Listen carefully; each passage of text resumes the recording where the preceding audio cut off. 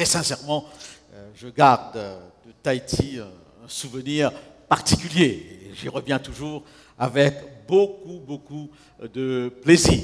Merci pour le ministère féminin qui m'invite pour la 3e fois, n'est-ce pas? Et je suis très heureux de constater qu'il ne m'invite pas pour discuter des affaires de femmes, n'est-ce pas?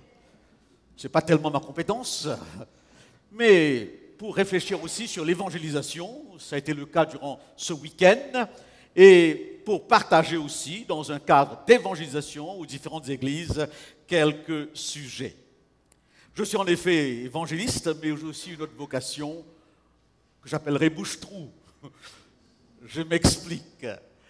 Pour l'Union canadienne, je suis déjà à la retraite, j'ai 66 ans, mais la Fédération Nord a voulu que je continue encore dans ce domaine de l'évangélisation. Ils m'ont demandé de venir pour 2 ans et ils ont demandé de rester encore 2 ans, donc jusqu'en 2013. Et j'ai constaté qu'à chaque fois qu'il y a un pasteur invité quelque part qui, pour une raison quelconque, telle qu'un volcan en Islande, n'arrive pas, eh bien, on me téléphone pour me demander si je peux le remplacer. C'est dans ce sens que cette nouvelle vocation de roue de secours est aussi la mienne et je m'en réjouis dans la mesure où, si mon expérience peut servir, eh bien, que Dieu soit loué. Je suis heureux d'être ici à Roué. J'ai beaucoup de souvenirs dans cette église. Des prédications, des formations, une semaine dans le ministère des femmes, et le dernier souvenir, c'est le mariage de David et de Théa, si je ne me trompe. Vis ta vie comme un match. Ce titre peut un petit peu vous bouleverser, mais parallèlement à l'évangélisation publique dans les églises, je dois aussi assurer aux 130, 2 fois par mois, un culte dit contemporain. Un service qui s'adresse à des gens qui ne sont pas forcément de l'église et qui n'ont aucun lien avec l'église. Ce public, on peut l'accrocher que par les choses qu'ils voient et qu'ils vivent. Un match, c'est un concept universel. Voilà donc dans quel sens nous voulons, derrière ce concept, pour nos jeunes, de 7 ans à 77 ans, n'est-ce pas, eh bien, réfléchir sur des aspects religieux. Professeurs, philosophes, théologiens, pasteurs et même hommes et femmes de la rue ont suggéré plusieurs métaphores pour la vie, pour exprimer la vie. La première métaphore que j'aime beaucoup, c'est la métaphore de l'œuf. Un œuf. Dans l'Antiquité, l'œuf a été un symbole universel de la vie. L'œuf de l'univers. Et je trouve ici 3 choses par rapport à la vie. Premièrement, c'est fragile. Il n'y a rien de plus fragile qu'un œuf. N'est-ce pas? Et la Bible confirme cette fragilité de l'existence. L'homme n'est qu'un souffle, une paille que le vent dissipe. Ma mère, qui est morte il y a une dizaine d'années, m'avait demandé de rester à son chevet jusqu'à son dernier souffle. Et je suis resté à son chevet jusqu'à son dernier souffle. À ce moment, voyant, n'est-ce pas, que sa respiration était haletante, j'ai fait venir les infirmières et qui m'ont dit « Elle va partir. Restez là. » Et en effet, après un certain temps, j'ai entendu ce dernier souffle. 76 ans de vie qui part dans un souffle. La vie est fragile. Mais si vous prenez cet œuf du bon côté et que vous pressez de toutes vos forces, vous n'arriverez pas à la briser. La vie est solide si on la prend par le bon bout. Il ne faudrait pas l'oublier. Au dernier tremblement de terre d'Haïti, il y a un homme qui est resté 28 jours sous les débris. Et quand il est sorti, les journalistes lui ont demandé « Mais comment as-tu fait pour vivre autant, déshydraté presque ?» Il a donné une réponse que les journalistes n'ont pas bien compris, que je pense pouvoir comprendre. Il a dit « Un homme en blanc m'a apporté de l'eau. » Ma fille Shirley a composé un chant sur cet homme en blanc. Mais 28 jours. Et je pense à ces enfants miraculés du Mexique, ces bébés qu'on avait retrouvés après 10 jours sous les débris. La vie est solide. J'ai des amis, n'est-ce pas, que les médecins ont condamnés et qui vivent toujours à l'encontre de toutes les prévisions médicales. Mais ce qui est extraordinaire, c'est que la vie, cet œuf est fade, elle est terne. Si vous allez en Suisse, vous verrez que les œufs qu'on vous vend sont colorés. Rouge, bleu, jaune, magnifique. Enfin, je suis resté plusieurs minutes à regarder ces œufs colorés. Il semble que les couleurs se vendent plus facilement. C'est à nous de colorer notre vie. C'est à nous d'apporter le décor dans notre vie. Cette femme, Hélène Keller, modèle pour l'humanité entière, aveugle, muette, sourde, qui, lorsqu'elle a fêté ses 70 ans à la Maison-Blanche, aurait dit aux journalistes « Je voudrais vivre encore 100 ans ». 100 ans, aveugle, muette et sourde. Elle a su trouver les couleurs de sa vie malgré ses handicaps. L'homme de science le plus intelligent du globe actuellement a pour nom Richard Hawkins. Il est cloué sur sa chaise roulante, paraplégique jusqu'au bout. Il ne parle pas. Il fait ses conférences grâce à des ordinateurs, qu'on a su adapter à sa condition. La vie est fragile, elle est solide, à nous de la décorer. Mais on a aussi suggéré comme métaphore le voyage. Pour nous, la vie est un voyage, n'est-ce pas? Poussons au bord, matelot, droit au port. Paul le dit, nous sommes des voyageurs. L'eau est parfois comme coule gentiment, comme un fleuve tranquille. La mer est parfois une mer d'huile, mais tout à coup les vents s'amoncellent. C'est le tsunami, le bouleversement. Et cela peut avoir lieu en l'espace de quelques minutes.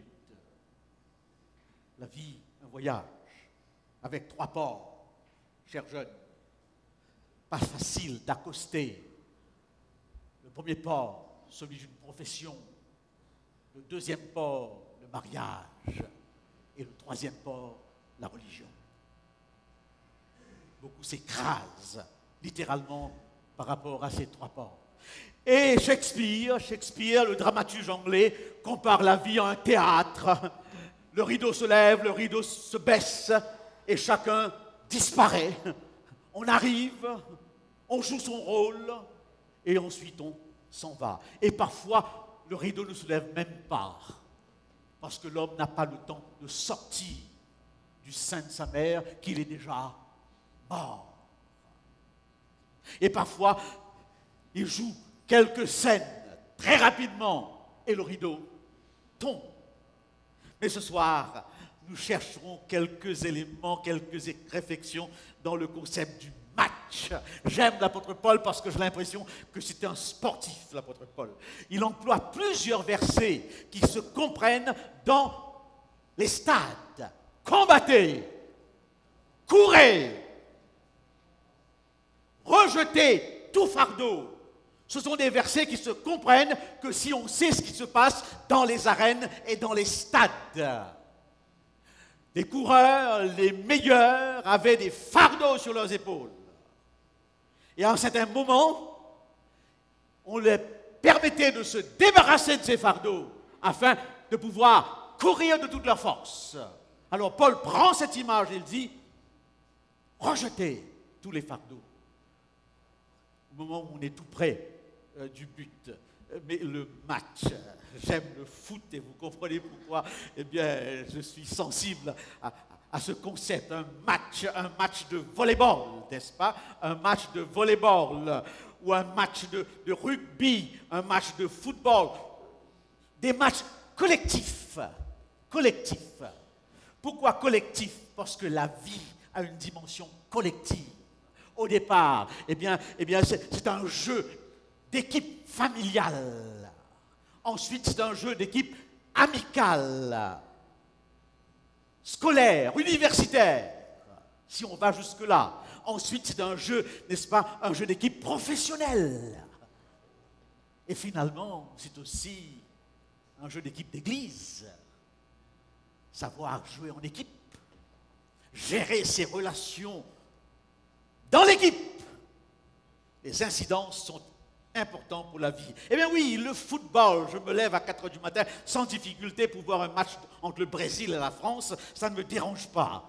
C'est tellement excitant, n'est-ce pas? Tellement enthousiasmant. Et parfois c'est terne, parfois c'est fade, lorsqu'on n'a pas l'impression que les équipes s'engagent. Les Américains, oui, c'est une idée américaine, n'est-ce pas?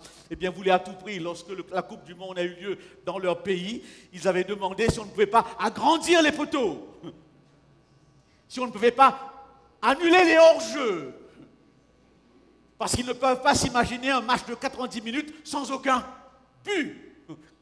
Oui, ils voulaient faciliter l'excitation des buts, comme c'est le cas dans le basketball. Eh bien oui, le match. Quels sont les points communs? Premier point commun avec un match, le premier point commun, n'est-ce pas, c'est que un match, c'est une expérience émotionnelle. Un match, c'est une expérience émotionnelle intense. Un match, surtout de football, au niveau local, régional, mais mondial, est une vitrine existentielle, est une vitrine sociale, une vitrine même politique, parce qu'on ne joue pas pour soi, on joue pour le pays, et la politique s'y mêle. Et toutes les émotions de la vie, on le vit dans un match. Premièrement, la joie, n'est-ce pas? La joie de marquer un but, la joie de marquer un point, la joie de brandir la coupe. Et parfois, cette joie s'exprime d'une manière folle. Novak Djokovic, avec son équipe de tennis, gagne la Coupe du Monde. Et tout à coup, après le dernier point, on voit 3 personnes qui se présentent sur le court. Ce sont des coiffeurs. Et là, ils rasent la tête de tous ces tennismen. Parce qu'ils avaient dit, si nous gagnons, nous rasons la tête. La folie de la joie. La folie de la joie. Maradona, lui, par contre, eh bien, au Sud-Afrique, avait dit que si je gagne la Coupe du Monde, je cours tout nu dans les rues de Johannesburg. Heureusement qu'il ne l'a pas fait. Ça aurait été horrible, là. Il est déjà gros et difforme. Il ne l'a pas fait, n'est-ce pas? La joie de la vie. J'aime bien la petite chanson que je vous ai enseignée plusieurs fois et que j'ai entendue, n'est-ce pas? Eh bien, au séminaire Féminège, quoi qu'il arrive, j'ai toujours le sourire, je prends la vie, l'ennui du bon côté, car je me dis qu'il peut arriver pire. Et cela suffit pour me mettre en gaieté. La tristesse, les larmes. C'est émouvant dans le stade lorsque ces joueurs fondent en larmes. J'étais ému de voir Gian, ce joueur ghanéen, n'est-ce pas, qui dans ce match contre l'Uruguay rate ce penalty qui aurait tout de suite, eh bien, envoyé pour la première fois de l'histoire une équipe africaine en demi-finale. Il rate ce penalty. Sans aucun doute, il va vivre avec cela toute sa vie. La tristesse, l'indifférence.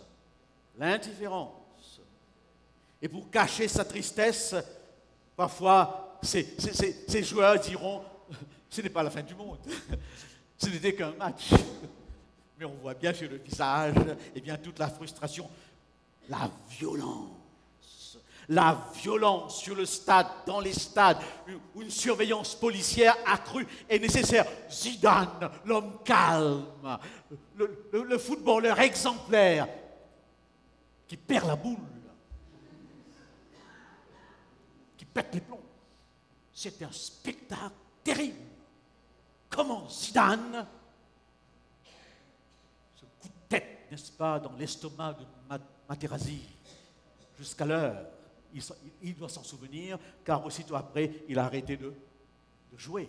La violence, l'agressivité. l'autre qu'il faut à tout prix abattre. Toutes ces émotions sont des émotions de la vie.